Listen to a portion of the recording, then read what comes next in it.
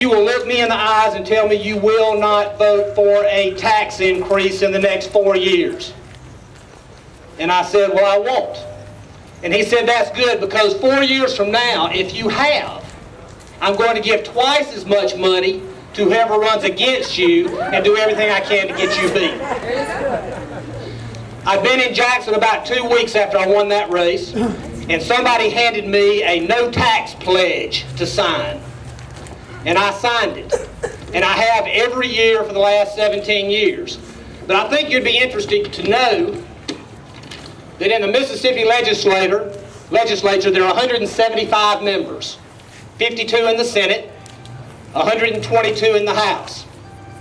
6 of the 52 senators signed a no tax pledge. 19 of 122 House members signed the no tax pledge, and of those 19, 9 of them voted for the tobacco tax just this year, which is a tax, any way you look at it. So here's the way it worked. Late 1700s, 1772-ish, I think. They had just suffered through the Stamp Act. The Stamp Act was King George requiring a stamp to be put on every political document, on every newspaper, on every deck of playing cards, in order to squeeze more and more money out of the public to send to Europe. Remember, there was no accountability because they had no vote.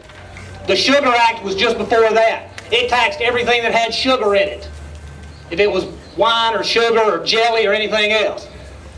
3 ships pulled into Boston Harbor, and a group of you, just like you, gathered down at a local church, just like this city hall, and they sent a message to the governor of the state of Massachusetts that if you unload this tea and pay this tax, you'll have a rebellion on your hands. And he said, let me think about it, let me see what I can do.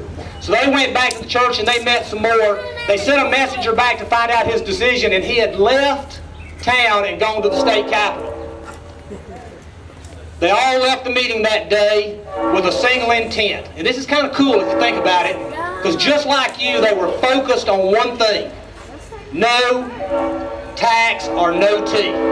They'd take either one. But they either weren't going to take the tax or they weren't going to drink the tea. They slipped out of there, and that night they showed up disguised, we know, as American Indians, but what they were really disguised from was each other.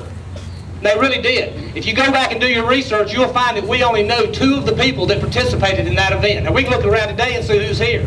But they went in the dark of night, they painted their face with soot, and they snuck on those ships, and very quietly, without a word, threw every box of tea, took 3 hours per ship, into Boston Harbor that night to protest. Now, here's the thing that's different. It was the only way they could protest, because King George was not elected. They were screaming, no taxation without representation. Amen. No taxation without representation. Well, the difference is today, you have representation.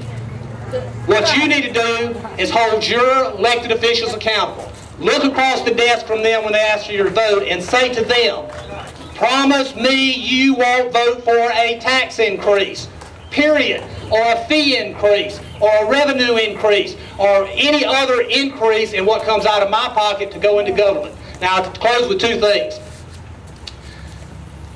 I heard a speaker in the well of the House, the Mississippi House of Representatives, and we were trying to keep them from going into the rainy day fund that Governor Fordyce created that gave us some money to fall back on in a bad economy. And we kept saying, we've got to have this savings for the people who are paying the taxes. We've got to have this savings.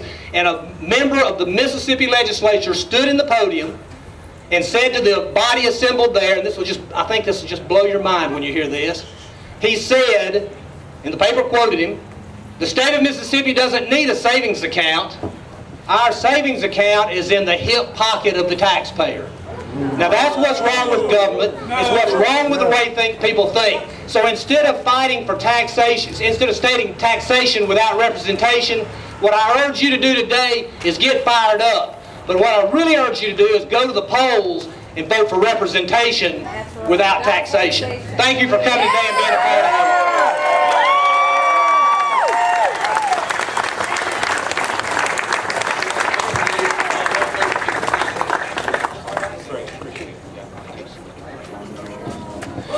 Great job. Let's give him another hand, guys. We appreciate him coming out.